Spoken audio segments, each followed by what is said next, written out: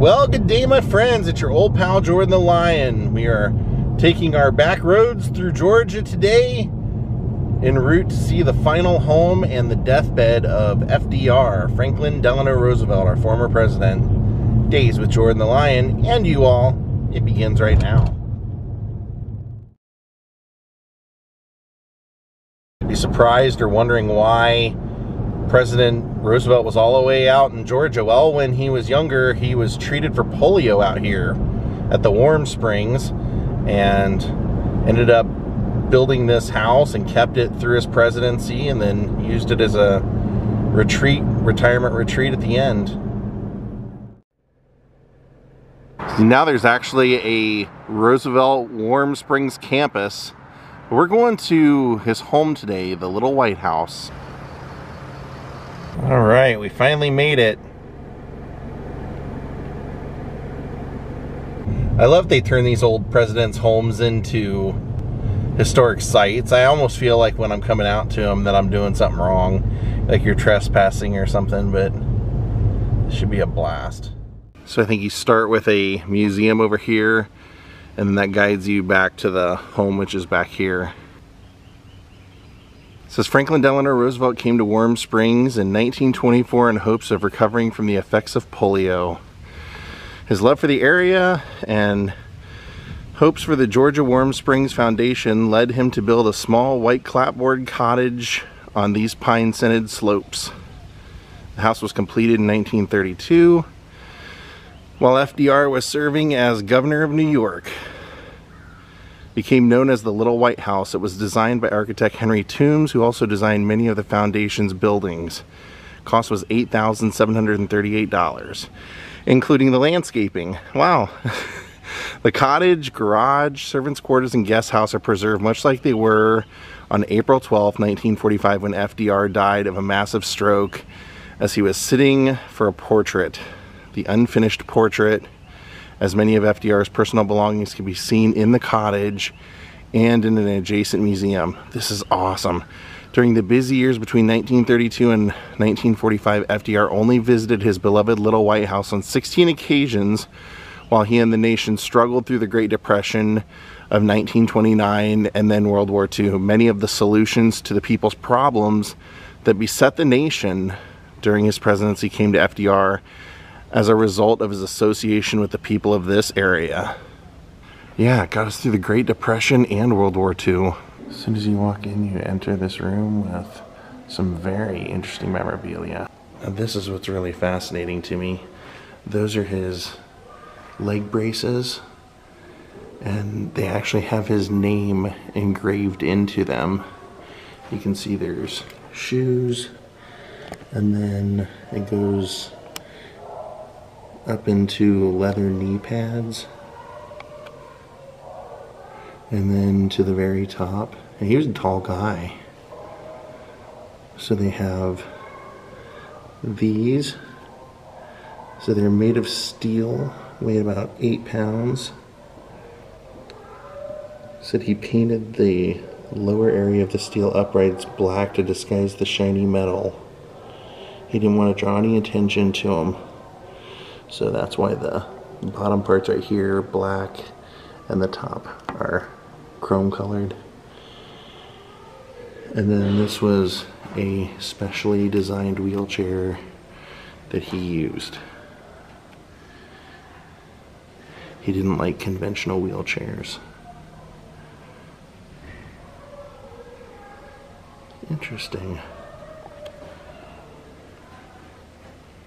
Seeing here that on his numerous visits here, he would take some of the other kids with polio out to get ice cream in his car. Over here is a 1940 Willys Roadster that was his, and it has hand controls and everything, but they said they don't actually have any documentation of him personally driving it. More like staff and people like that, but they have another car here that we'll see that he did drive. This one was custom built for him for his 58th birthday. The unfinished portrait is the last thing we'll see after the house.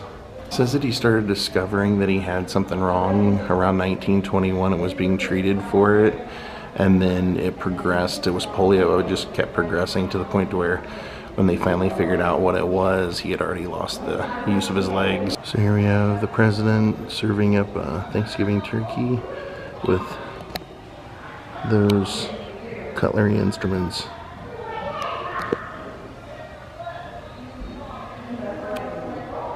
And that says China from Thanksgiving. They actually have a full table with setting and him sitting right at the table. Right there it says, yesterday afternoon I went to the top of Pine Mountain. There, stretching out for many miles to the horizon, was a large portion of Meriwether County. It was a good-looking country and good to live in. It was dated April of 1925. It says this set of patio furniture graced the sun deck throughout the years the president lived in Warm Springs. FDR received the sturdy patio set from his mother as a housewarming gift upon settling into his new cottage in 1932. Just as he began his bid for the presidency, FDR loved to sit on the deck overlooking the deep wooded ravine while working and enjoying the scenic views of Pine Mountain. On more than one occasion, the camera recorded him signing official documents, entertaining dignitaries, or relaxing with the family in the heavy wooden chairs placed around the large table. Yep. So that's why he's signing that document right there. That would have been a lot of meals. They were a well-off family. I mean, the Roosevelts had a long lineage. It says the china displayed here is from Royal Copenhagen of Denmark. New York Governor Franklin D. Roosevelt used these pieces while he stayed at his first cottage in Warm Springs, known today as the McCarthy Cottage. It's a gift that the president received, and he actually received it here. It is a gift from Australia with Australia embedded into the table. He is in his bathing suit. It says, "I'm deriving wonderful benefit from my stay here," Mr. Roosevelt said. "This place is great. See that right leg? It's the first time I've been able to move it at all in 3 years." Here's a bust of the president. It's like a wood carving, it looks more like. But they have an image of the artist right there working on it. And of FDR being presented this as a gift here. This is a tribal stool that he received as a gift, presented to the Honorable Franklin D. Roosevelt, President, from Nana Ofakuma, Paramount Chief, Aquam, Gold Coast. And here's the president's saddle they have on display. Yes, he could do a lot. Believe it or not, he could do a lot. He just needed help. So here's FDR's car, and they're showing also how the hand controls worked, how he could steer with it, and his license plate, look at that, FDR1. Very cool car. Even has the presidential insignia up on the convertible portion of it. Several pictures of him right out in front of the house, actually, like right there. That one's him in the front of the little White House in this car.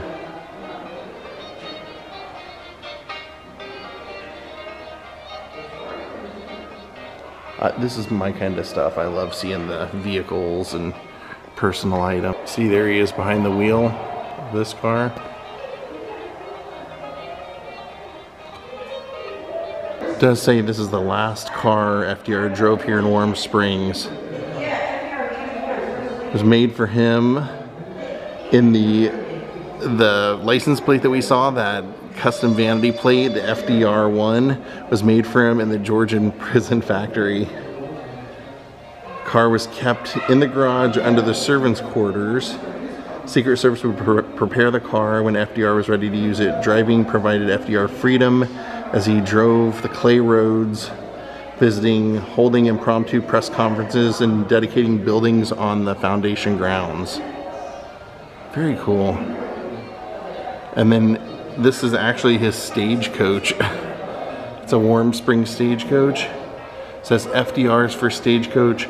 This Concord model stagecoach was built in the 1800s, nicknamed Tally-Ho, and is used for many years to transport visitors to and from nearby towns and railroad stations to the Meriwether Inn near Warm Springs, Georgia. When FDR bought the resort, this coach was a part of the property. Oh, so this was actually a resort he stayed on, then he bought the property, built the house. Interesting. It says in 1928, after being elected governor of New York, staff and patients drove the stage in a triumphal parade. In the photographs, foundation staff members are dressed as George and Martha Washington, along with former patient and foundation registrar Fred Botts as coachmen. So they basically just used it for parades from then on.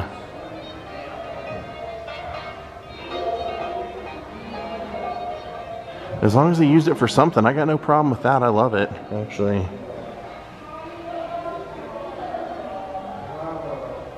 That's the White House mailbag right there. That's kind of cool to see. Never seen something like that. And they're also talking about how one of his favorite hobbies, President FDR, loved stamp collecting. He collected stamps constantly. And, of course, not only do they have part of his collection here, but he was put on a stamp. So that is FDR's monogrammed haircutting cape, his necktie and monogrammed suspenders. You can see the FDR on the suspenders right there. His cigarette holder and his wallet that is also monogrammed with FDR on it, if you look. This is his shaving and haircutting kit. This was his desk set used at the Little White House, as well as his telephone, some other items from his desk, pencil sharpener, organizer, and glass dog paperweight. His notepad, an engraved pocket knife, has his name on it. Here's one of the president's hats and one of the lanterns. That's a hat of Roosevelt's, and it's signed by a lot of people. You can see all kinds of signatures on there. Here they're showing that they had a brace shop in Warm Springs because of, you know, obviously how many kids would come here to be treated. And this is showing FDR getting electricity brought out here to Warm Springs. Here they have, this one's called Teddy's Big Stick and FDR's Big Stick. Here's FDR's breakfast tray that would be brought to him while staying at the Little White House.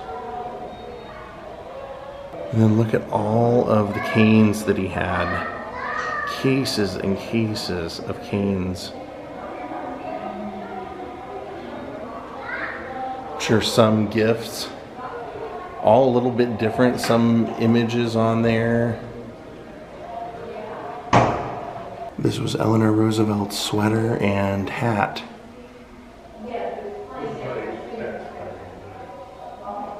Alright, without further ado, let's go. So this trail will take us out to the house. You walk up the center. It looks like it's normally a fountain. And then there's a couple of guard shacks over here. And then we go down that little hill, it looks like, to the house. This one's the Marine Corps sentry post. And then this one is the United States Secret Service sentry post.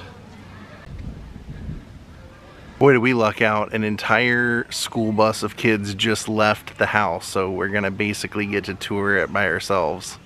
Here's the servants' quarters out front, but we'll check that out on our way out. And then there's a guest house right over here. We'll also check those out after we see the house. I want to get down there and see it while nobody's in it. There is the little white house. Oh, this is so cool to see.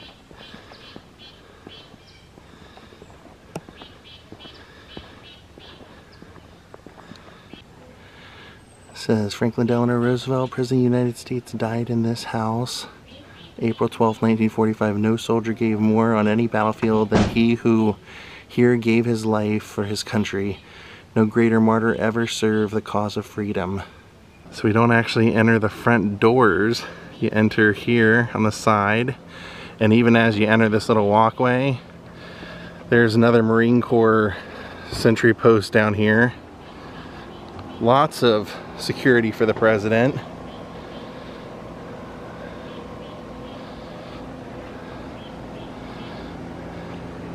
Looks like we have an ice box already. Outdoor food box.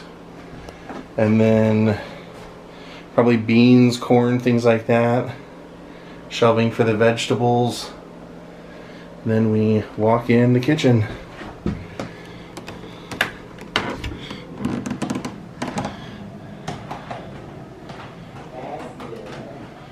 Pretty dark in here, but it says that Daisy Bonner prepared his meals during his visits to Warm Springs. There's an electric range, toaster, and waffle iron are a few of the modern conveniences. There was ice water kept here, it says, for Secret Service agents. An agent would have sat right there. That's the door we just came in.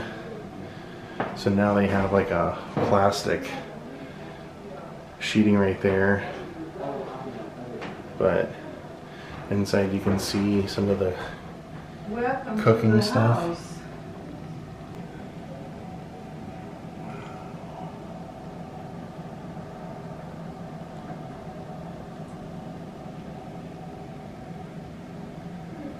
Over here we have the like bread boxes. There was the waffle maker, the toaster, teapot, and the, yeah, of course, like we read inside, he brought electricity out here, so this would have been a big deal having these kind of conveniences. Alright, we're gonna leave the kitchen area here. Probably another Secret Service guy would have probably sat there while they were cooking the food. And then here's the pantry with the glassware and everything.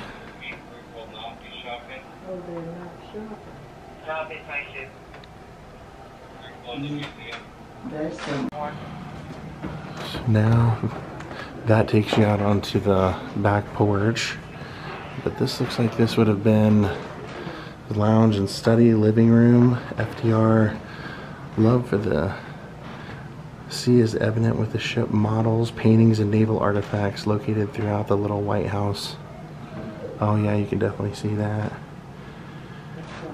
Fireplace with ships and things like that all over it. He did serve. I mean, he was able to serve originally. He often worked at a card table while sitting in his leather chair. He was doing so on April 12, 1945, while having his portrait painted that afternoon. He suffered a cerebral hemorrhage. The artist, Madame Elizabeth Shumatoff, packed away the painting, never to be touched again. The now world-famous unfinished portrait is on display in the Legacy Exhibit building when you leave. So he would have actually been sitting right there. That's amazing.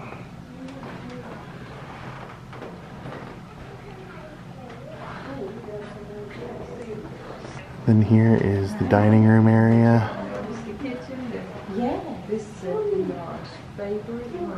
And you can see where she would have been working on the painting. Would have been right here. Take a look at his view out here.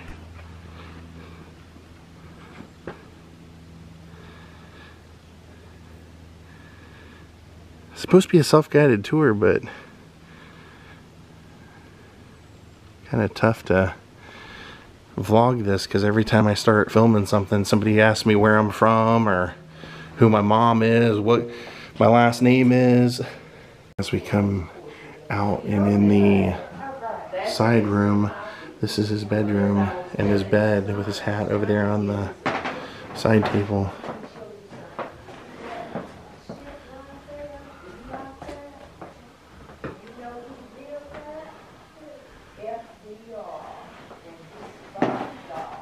And his desk.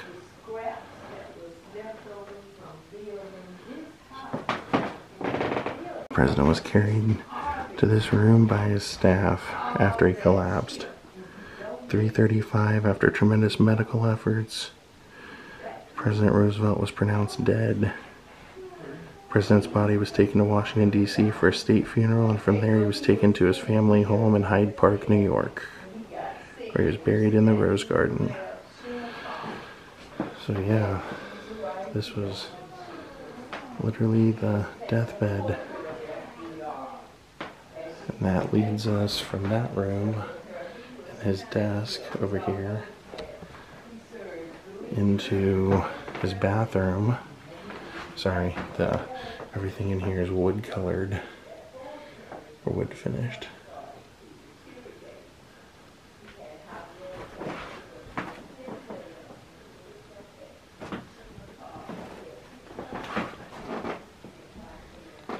And then the bathroom would adjoin to Eleanor's room, but it says Eleanor didn't visit very often.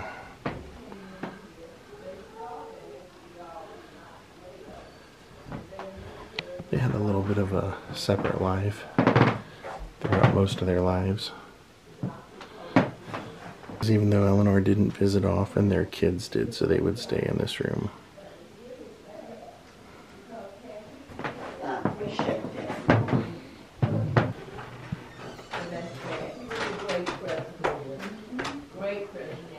And they would have kept this right by the front door. It does. And there's his hat and linen closet.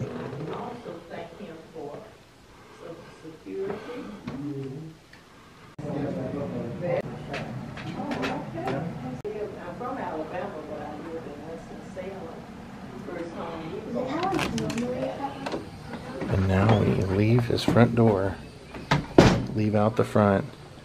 So we'll work our way up and check out the servants' quarters, the guest house right over there, and then the portrait. So now we'll go into the servants' quarters. Everything back then was wood grain, so a lot of this stuff is kind of tricky to catch on camera with the lighting sometimes. Servants' quarters weren't bad.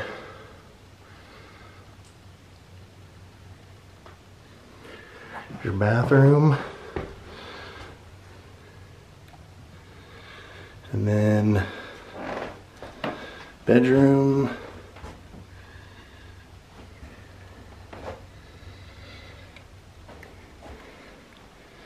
Basically a living room.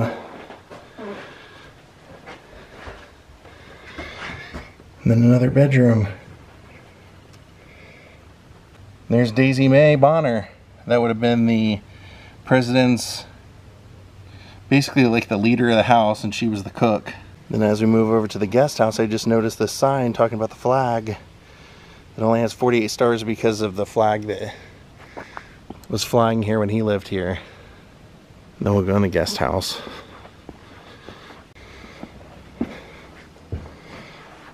So as soon as you walk in, there's a guest bed.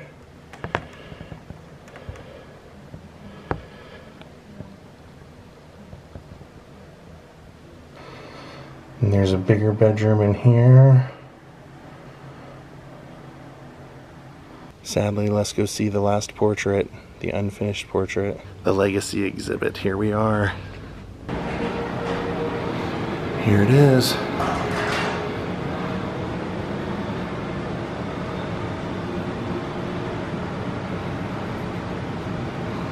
Wow, it's amazing.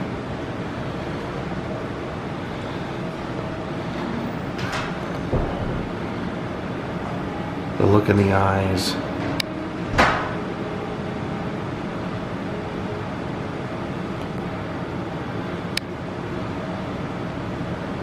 And they have like a wax figure inside here showing him posing for the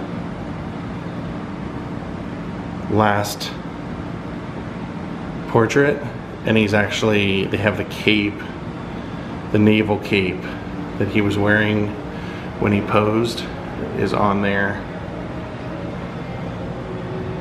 That black cape. That's very fascinating.